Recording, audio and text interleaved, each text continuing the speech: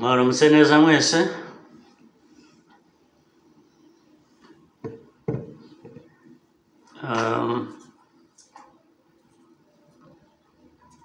Leaders of our nation's highest institutions, members of the diplomatic corps, other guests who are here with us from different parts of the world, friends of Rwanda, fellow citizens.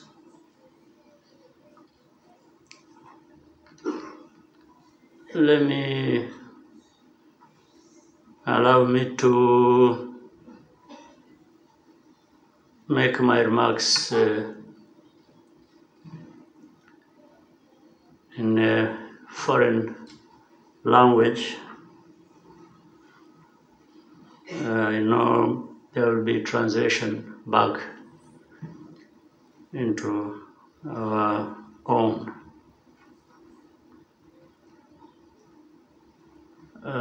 First of all, it is very difficult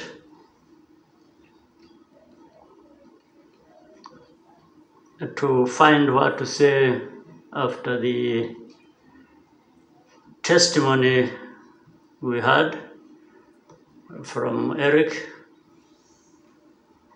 because what he told us says it all, following what Minister Bizimana told us in terms of the facts of history and what Eric told us, his personal experiences in all that, makes it hard. But let me say,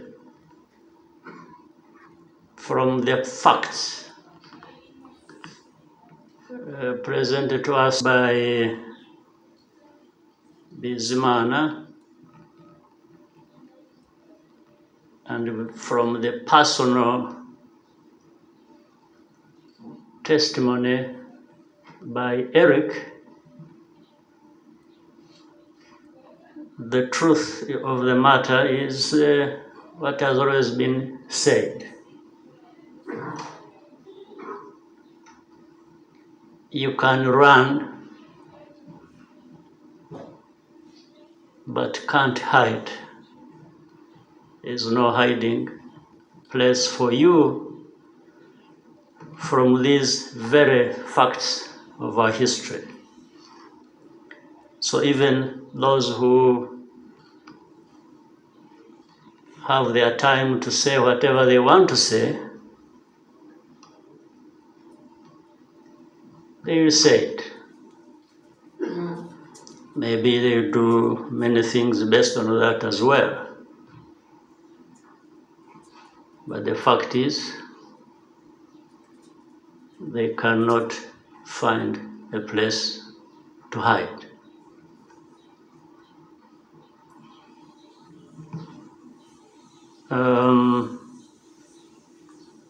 Also, someone said that if you ever have to choose between being kind and being right, it's better to choose to be kind, because you will always be right by doing that. So in our history, in that history that Bizimana gave facts about, and from what Eric told us, kindness went completely absent. So this is what we have to deal with on a daily basis. Today, we gather to honor the continued sacrifice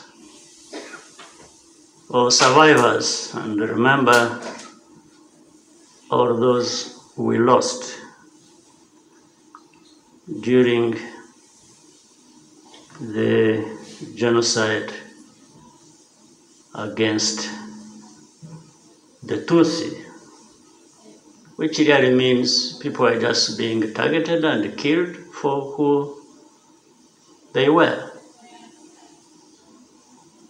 And nobody here or anywhere in this world chooses what to be in that sense. Nobody chose to be what tribe, race, ethnic group. There are many things we choose to be. You can choose your religion, you can choose your, but you don't choose to be the person to be targeted.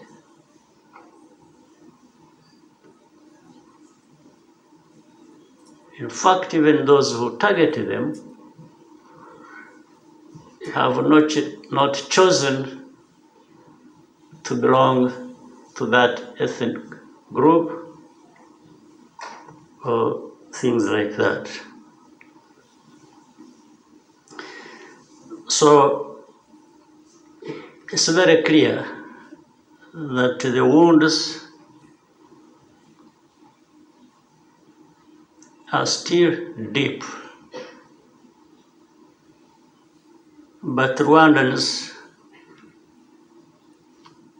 I thank all of you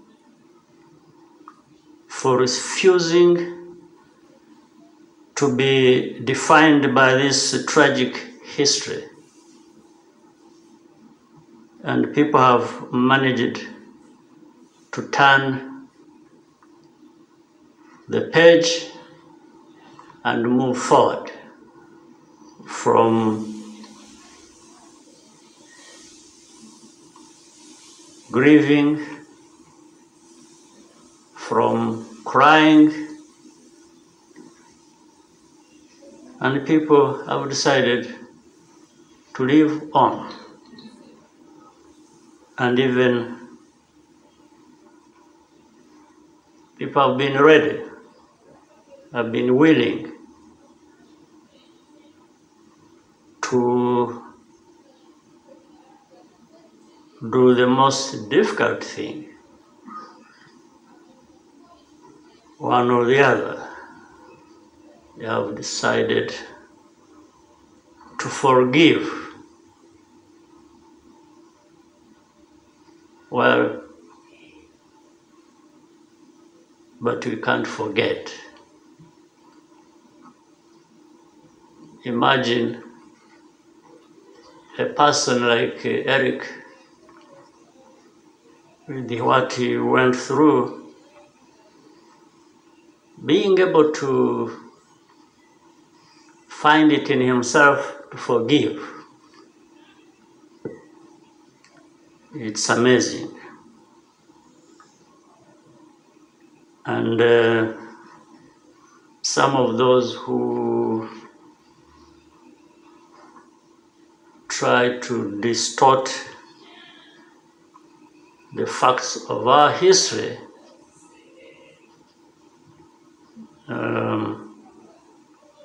it's just because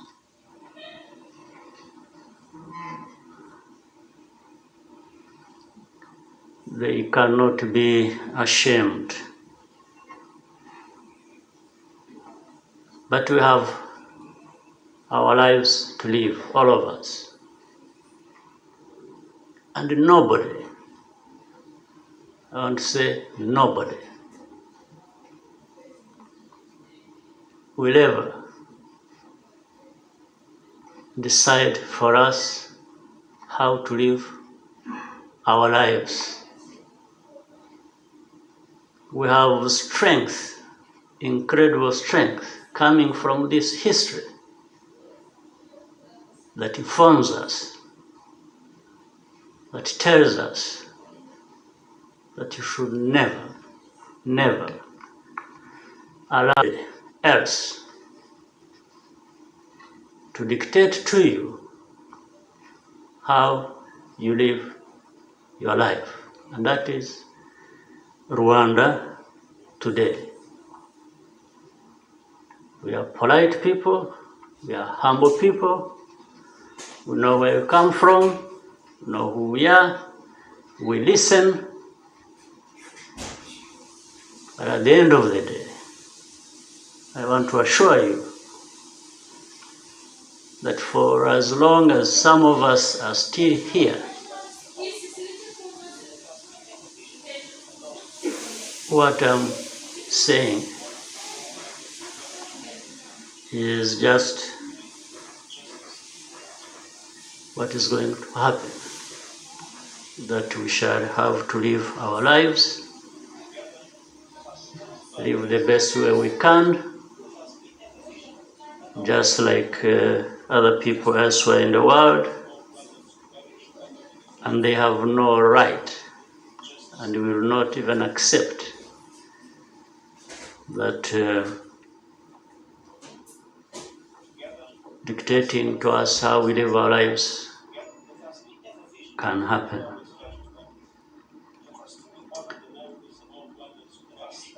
So Rwanda has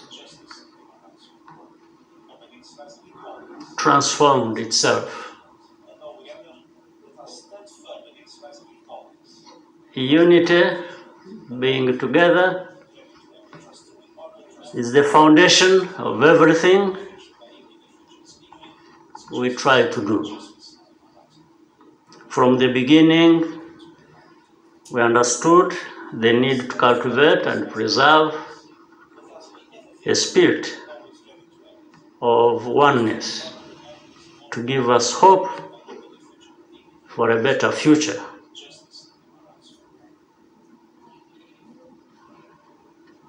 We cannot, however, ignore the fact that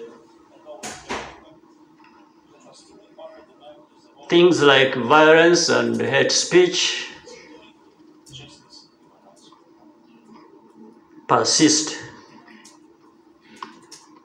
not so far away from here.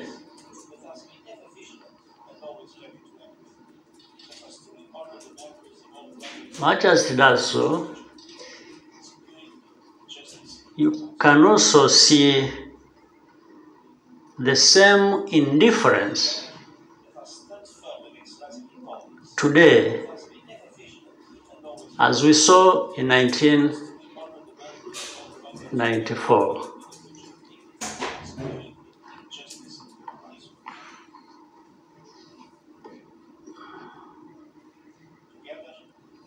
Genocide denial is a dangerous and deliberate attempt to block the truth. We must fight revisionist ideologies because they are easily passed on from generation to generation. We must fight denial because that is how history repeats itself. Rwanda's youth are privileged to have a country to call home, and which embraces everyone, all of them. We need to encourage young Rwandans to learn about our past so that they can lead with historical clarity, but also with a sense of responsibility and accountability. That is the essence of kwibuka twiyubaka.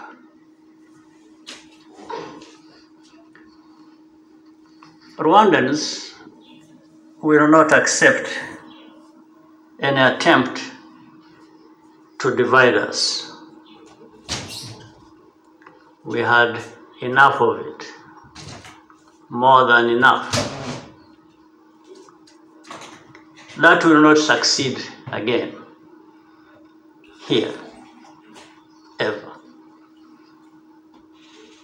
This underscores the need to find solutions within ourselves, no matter how unconventional that may be, and remain in charge of our destiny. Do you remember? At the time of need, when we needed every help we could get, and everybody, the world, turned their back on us. That's part of the historical facts that Bizimana told us. The world turned its back on us. So that is simple. The message is, you are on your own. So we should learn to be on our own. And I think we have learned enough. If people help, we appreciate. If they don't, we don't have to, all of us, perish just because somebody didn't show up to help.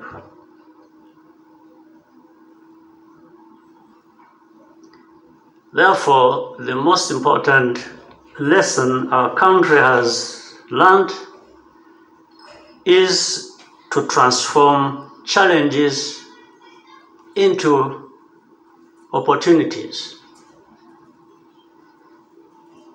and also use so little to do a lot.